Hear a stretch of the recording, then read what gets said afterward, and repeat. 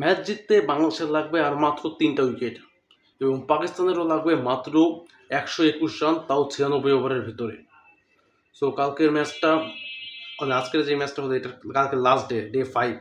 এখানে টানটান উত্তেজনা সৃষ্টি হয়ে গেছে এবং এখনও রিজন টিকে আছে। 4টা ব্যাটসম্যান যারা বাংলাদেশকে প্রচুর বিরক্ত করতেছে, রিজন তার মধ্যে একটা। বাবর আজম, শান মাসুদ এবং পাকিস্তানের ক্যাপ্টেন সালমান আলী আগা, এরাও প্রচুর বিরক্ত করছে। কিন্তু ৭৫ রান করে রিজওয়ান এখনও ক্রিজে টিকে আছে এবং কালকে রিজওয়ানকে হয়তো আউট করতে হবে, নাহলে রিজওয়ানের অপোজিটে যে থাকবে তাকে তাড়াতাড়ি আউট করে দিতে হবে এবং এভাবেই 3টা উইকেট ফেলাই দিতে হবে। কারণ 3টা উইকেট যদি আমরা না ফেলাই, ৯৬ ওভারে ১২১ রান দিতে হবে পাকিস্তানের এবং পার্টনারশিপ লেগে গেলে বাংলাদেশের জন্য বিপদ হতে পারে। সো বিপদ এড়াতে আমরা প্রেশার ক্রিয়েট করতে হবে, তার জন্য আমাদের উইকেট ফেলাতেই হবে।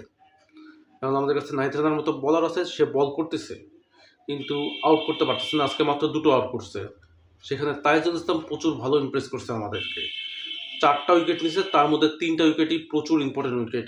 শান মাসুদ, সালমান আলী আগা এবং বাবর আজম, যেই 4টা ব্যাটসম্যান বাংলাদেশকে ডিস্টার্ব করতেছিল তার মধ্যে 3টাই তাইজুল ইসলাম নিয়ে গেছে এবং কালকে তাইজুল ইসলাম হয়তো ফাইবার পেয়ে যাবে। কালকে বৃষ্টি হওয়ার সম্ভাবনা আছে, কিন্তু যদি বৃষ্টিও হয় তাহলেও ম্যাচটা ড্র হবে না। হয়তো পাকিস্তানের কাছে যাবে, নাহলে বাংলাদেশের কাছে যাবে। কিন্তু বাংলাদেশের বলিং লাইনের উপর আমার একটা বিশ্বাস আছে যে বাংলাদেশ এই ম্যাচটা বের করে আনতে পারবে। কারণ আগের দিনও মাত্র 11 রানের মধ্যে পাকিস্তানের 6টা উইকেট পড়ে গেছিলো, সম্ভবত 6টা না 4টা উইকেট পড়ে গেছিল। এখন এদেরকে আউট করার জন্য কি প্ল্যানিং করা উচিত সেটা আজকেই বাংলাদেশের করতে হবে, কারণ কালকে লাস্ট ডে এবং কালকে আমাদেরই জিততে হবে এবং এটা জিতলে আমরা টেস্ট চ্যাম্পিয়নশিপের যে র্যাঙ্কিংয়ে 6 নম্বরে আসছি এখন, এটা জিতলেই আমরা ইন্ডিয়াকে টপকায় 5-এ চলে যাব।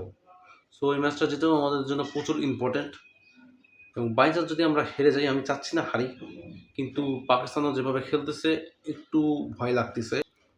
কিন্তু আমি যেরকম বললাম, আমাদের বোলিং লাইন আপটা অনেক সুন্দর আছে, আমার বিশ্বাস এরা আউট করে দেবে। সো গাইস, আজকের ভিডিওটা এই পর্যন্তই। বলার আর বেশি কিছু নেই। ভিডিওটা যদি ভালো হয় অবশ্যই সাবস্ক্রাইব করে দেবেন চ্যানেলটাকে এবং ভিডিওটাকে লাইক করে দেবেন। Thank you so much for watching.